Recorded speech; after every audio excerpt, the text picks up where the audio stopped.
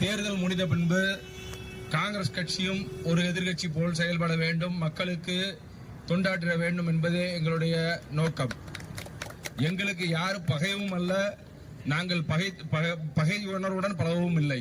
எங்களை பொறுத்தவரை தேர்தல் வரை கூட்டணி முடிந்துவிட்டது. தேர்தலுக்கு பின்பு நாங்கள் நிச்சயமாக மக்கள் பக்கம் நிற்க வேண்டும், மக்களுக்காக போராட வேண்டும் என்ற ஒரே நோக்கத்தோடு தான் இந்த ஆர்ப்பாட்டம் நடைபெற்றுக் கொண்டிருக்கிறது. இந்த ஆர்ப்பாட்டத்தை பொறுத்தவரை தமிழ்நாட்டிலே முன்பு இல்லாத போல இப்பொழுது மிகப்பெரிய அளவிலே பெண்கள் மீது வன்முறைகள் நடந்து கொண்டிருக்கிறது, பாதுகாப்பு இல்லாத சூழ்நிலை நடந்து கொண்டிருக்கிறது. அது பெண்கள் சிறுமியாக இருந்தாலும் சரி, பள்ளி கல்லூரிக்கு செல்கின்ற பெண்களாக இருந்தாலும் சரி, தொழில் செய்து கொண்டிருந்தாலும் சரி, அல்லது வீட்டில் இருக்கும் பெண்களாக இருந்தாலும் சரி, வயதான மூதாட்டியாக இருந்தாலும் சரி, யாருக்குமே இந்த தமிழ்நாட்டில் இன்று பாதுகாப்பு இல்லை. இதற்கு ஒரு சின்ன கதை ஒன்று இருக்கிறது. முன்பு வடக்கு இந்தியாவிலே அக்கு யாதவ் என்ற ஒரு நபர் இருந்தார். அக்கு யாதவ் யார் என்று சொன்னால் நீங்கள் கூகுளில் சென்று தேடலாம். அக்கு யாதவ் அவர் இதே போல்தான் ஒரு ஊரிலே, நாக்பூரிலே பல பெண்கள் மீதான குற்றங்களை செய்து கொண்டிருந்தார். அரசும் காவல்துறையும் அதை வேடிக்கை பார்த்து கொண்டிருந்தது.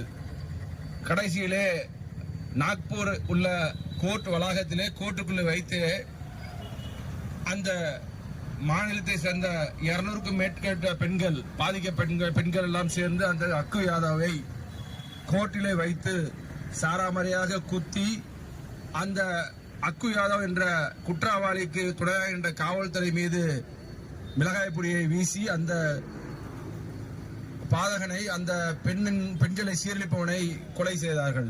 மக்கள் தங்கள் சட்டத்தை தங்கள் கையில் எடுக்கும் வரை இந்த அரசு வேடிக்கை பார்க்க கூடாது என்பதற்காக இந்த நிகழ்வை சொல்கிறேன். இது ஒன்றும் புனையப்பட்ட கதை அல்ல, உண்மையான கதை. அக்கு யாதவ் என்று கூகுளில் சென்று நீங்கள் டைப் அடித்து பார்த்தால் தெரியும் அக்கு யாதவ் யார் என்று. இது உண்மையிலே இந்தோரிலே நடந்த ஒன்று. நாக்பூரிலே அக்கு யாதவ் பெண்களை சீரழித்துக் கொண்டிருக்கிறான், காவல்துறை வேடிக்கை பார்த்துக் கொண்டிருக்கிறது, அரசும் வேடிக்கை பார்த்துக் கொண்டிருக்கிறது. மக்கள் கடைசியிலே தங்கள் கையில் அந்த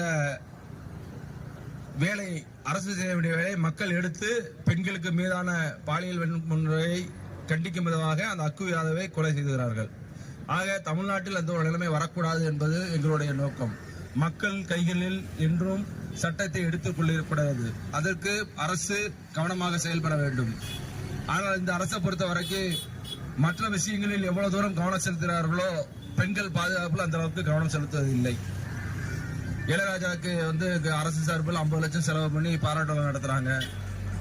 சினிமா படம் வந்தா பைசன் எல்லா படத்துக்கும் விமர்சனம் பண்றாங்க. அரசு முதலமைச்சர்ல இருந்து எல்லாருமே விமர்சனம் பண்றாங்க.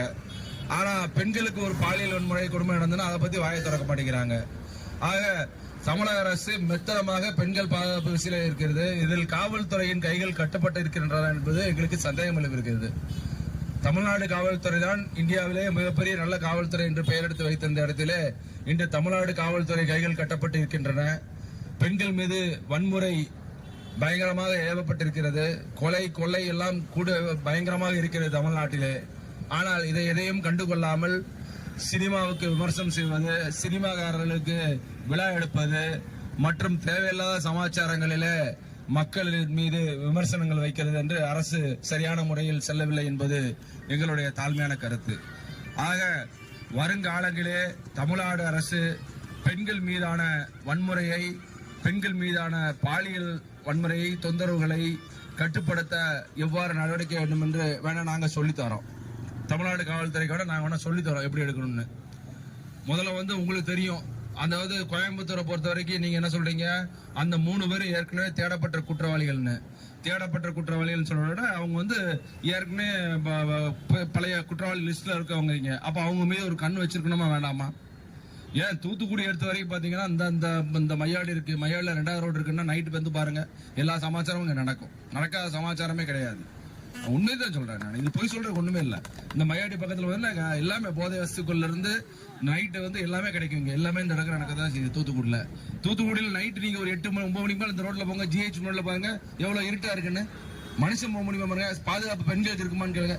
ரொம்பலாம் வேண்டாம், ஒரு 8 மணிக்கு நைட் இந்த தண்ணி டேங்க் பக்கத்துல, இந்த வாட்டர் டேங்க் பக்கத்துல போய் பாருங்க எவ்வளவு இருட்டா இருக்கு, போய் பாருங்க. ஆக பெண்கள் நடமாடுறது கூட லாயக்கற்றதனமா இருக்கு தூத்துக்குடியில. இன்னைக்கு இருட்டு போய் பாருங்க எவ்வளவு இருட்டா இருக்குன்னு. ஒரு தாலி எடுத்துட்டு போனாலும் சரி, ஒரு செல்போன் எடுத்துட்டு போனாலும் சரி, இல்ல என்ன பண்ணாலும் தெரியாது. உண்மை. நீங்க பத்திரிக்கையாளமா இருக்கீங்க, நீங்களே பாருங்க. நைட் ஒரு 8 மணிக்கு இந்த வாட்டர் டேங்க் பக்கத்தில் நடந்து போய்ங்க, எவ்வளவு இருட்டா எவ்வளவு பாதுகாப்பற்ற இல்ல தன்மையா இருக்குன்னு. ஆக தமிழ்நாடு முழுவதுமே இன்றைக்கு கவனம் செலுத்த வேண்டிய இருக்கு. அப்போ போலீஸ் என்ன பண்ணணும், வாகனம் ரெகுலராக போகணும். முக்கியமா ஒரு வீட்டுல வாகனம் ரோந்து போகணும். எப்ப போலீஸ் எந்த இடத்துல வருதுங்கிறது யாருக்கும் தெரியக்கூடாது அளவுக்கு ரோந்து படியா ஏற்படணும். குற்றங்கள் செய்யப்பட்டுகிட்ட குற்றவாளிகளை கண்காணிக்க வேண்டும் முதல்ல. ஆக ஒவ்வொரு பின்னாலையும் ஒரு போலீஸ் நிப்பாட்ட முடியுமான ஒன்னு கேள்வி கேட்கறாங்க நிறைய பேர். சொன்னாங்க பொண்ணு எதுக்கு 11 மணிக்கு அங்க போச்சு அப்படின்னு. அப்ப எல்லாருமே என்ன சொல்றேன், 8 மணிக்கு மேல பொம்பளை பிள்ளை வெளியே அனுப்ப வேண்டாம், நைட் ஷிப்ட் எல்லாம் கேன்சல் பண்ணிடுவோம். பொம்பளை பிள்ளைங்க நைட் 6 மணிக்கு மேல வெளியே போக வேண்டாம். பழைய வாட்டி பீகார்ல அப்படிதான் இருந்துச்சு. முன்னாடி லல்லு பிரசாத் காலத்துல 6 மணிக்கு மேல வெளியே போக முடியாது. பீகார்ல முன்னாடி எல்லாம் வெறும் 6 மணி நேரம் தான் ஒரு நாளைக்கு கரண்டே இருக்கும்.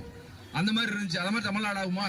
அப்ப பெண்களுக்கு பாதுகாப்புன்னு என்ன? பெண்கள் எப்பனாலும் எங்கனாலும் சுதந்திரமா போகணும் வரணும், அதான் பாதுகாப்பு. அதை கொடுக்க வேண்டியது அரசோட கடமை. இன்னைக்கு தமிழ்நாட்டில் தூத்துக்குடியில பெண்கள் பாதுகாப்பா போக முடியுமான்னு எனக்கு டவுட்டா இருக்கு. ஏன்னா அந்த அளவுக்கு இந்த GH முன்னாடி பெண்கள் பாதுகாப்பா முடியும். அவ்வளவு இருட்டு. போய் பாருங்க நீங்க நைட்டு சந்தேகம் வந்தா ஒவ்வொருத்தரும் இந்த GH முன்னாடி 8 மணிக்கு போய் பாருங்க, என்ன அளவுக்கு இருட்டா இருக்கு, பாதுகாப்பா இருக்கா, பயம். நமக்கே பயமா இருக்கும், ஆம்பளைகளுக்கே பயமா இருக்கும், அவ்வளவு மோசமா இருக்கு. ஆக தமிழ்நாடு அரசு போலீஸும் சரி இதில் கவனம் செலுத்த வேண்டும், பெண்களுக்கு பாதுகாப்பு வழங்க வேண்டும். ரெகுலரா பெண்களுக்கு பாதுகாப்பு எப்படி வேணும்னா, சிறுமி மேல குற்றம் நடக்குது, மூதாட்டி மேல குற்றம் நடக்குது, ரோட்ல போறான்னா தாலி எடுத்துட்டு போறா, எல்லாம் பண்றான்னா அந்த குற்றவாளிகளை நீங்கள் பட்டியலிட்டு அவர்கள் மீது கவனம் செலுத்த வேண்டும். ஏன் நான் சொல்றேன், பப்ளிக்கா சொல்றேன். 11 மணி, நான் என் போன்ல இருக்கு, 11 மணிக்கு 12 மணிக்கு வீதியில உட்காந்து குடிக்காங்க. நான் போட்டோ என்கிட்ட இருக்கு, கூகுள் போட்டோ இருக்கு. எத்தனை மணிக்கு எங்க வச்சு பிரஸ்கார வேணா சொல்லுங்க, நான் தரேன் உங்களுக்கு. 11 மணி 12 மணி காலையில 12 மணிக்கு ரோட்ல உட்காந்து குடிக்கிறான். தமிழ்நாட்டுல தூத்துக்குடியில ரோட்ல வந்து குடிக்கிறான். அந்த நம்பர் தரவா? தரணும் சொல்லுங்க. போட்டோ இருக்கு என்கிட்ட, கூகுள் போட்டோ என்கிட்ட இருக்கு. காலைல 12 மணிக்கு இன்னைக்கு நைட் ஒயின் ஷாப், காலையில 6 மணிக்கு சரக்கு வேணாலும் வாங்கலாம். அந்த அளவுக்கு போதை வஸ்துக்கள் தமிழ்நாட்டில் நடைபெற்று கொண்டிருக்கிறது. தமிழ்நாட்டில் ஒயின் ஷாப் பேருக்கு தான் 12 மணி டு நைட்டு 10 மணி. ஆனா 24 மணி நேரமும் தமிழ்நாட்டில் நீங்க சரக்கு தாராளமா 6 போல ஓடுது. தூத்துக்குடியில நான் சொல்றேன், பகிரமா குற்றச்சாட்டு வைக்கிறேன். காலையில 11 மணி 12 மணிக்கு பொது வழியில ரோட்ல உட்கார்ந்து தண்ணி அடிக்கிறாங்க. இல்லன்னு சொல்லுங்க பாப்போம். பக்க காவல்துறை என்ன செய்யுது? காவல்துறை அதை கூட கண்டு காவல்துறை இந்த 2 பேர் இருக்காங்க காவல்துறை. நான் இந்த போட்டோ தரேன் அவங்களுக்கு, நடவடிக்கை எடுப்பாங்களா? என்ன பயம் எல்லாருக்கும்? காவல்துறை சொன்னோம்னா நாளைக்கு திருப்பி நம்ம மேலே ஏவிடுவாங்களோன்னு பயம். எல்லாருக்கும் ஒரு பயம். நமக்கு வம்பு. அவன் ரோட்ல உட்காந்து குடிச்சிட்டு போறான், கஞ்சா அடிச்சு போறான், போதை அடிச்சு போறான், இன்னும் போறான். நம்ம மேல எங்கேயோ போறான், ஆத்தா என் மேல ஏறிடா ஆத்தாங்கிற கணக்கு தான். இப்படி வலது போல நிறைய இடம் வந்தான்னா வளம் வந்தான்னா என் மேல ஏறிடாது, அவ்வளவுதான். இன்னைக்கு எல்லாரோட நிலைமை அதான் அப்படி இருக்கு. எப்படி அப்படின்னா, எனக்கு பாதிப்பு வந்துடக்கூடாது, அவ்வளவுதான். நீ ரோட்ல வச்சு குடி, என் வீட்டுக்கு முன்னால வச்சு குடி, என் வீட்டுக்கு பின்னால வச்சு குடி, நீ கஞ்சா அடி எதுவும் பண்ணு, என் மேல ஏறிடாது, அவ்வளவுதான். பயம், மக்களுக்கு பயம். அவர் யாரை கண்டு? போலீஸ் கண்டுல பயம் கிடையாது. தண்ணி அடிக்கிறவனும் போதை யூஸ் பண்றாங்கன்னு பயம். எதுக்கு நமக்கு வம்பு, பேசாம இன்னும் மண்டு போறான் அப்படின்னு.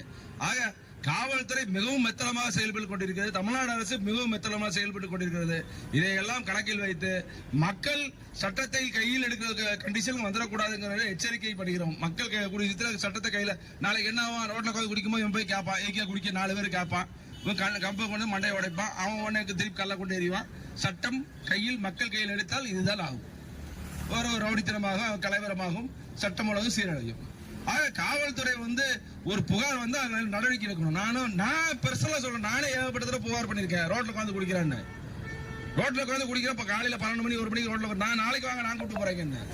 ஆக தமிழ்நாட்டிலே தமிழக அரசு இதையெல்லாம் கவனம் செலுத்த வேண்டும் என்று கூறிக்கொண்டு, மேற்கொண்டு பெண்களுக்கு தகுந்த பாதுகாப்பு வழங்க வேண்டும்.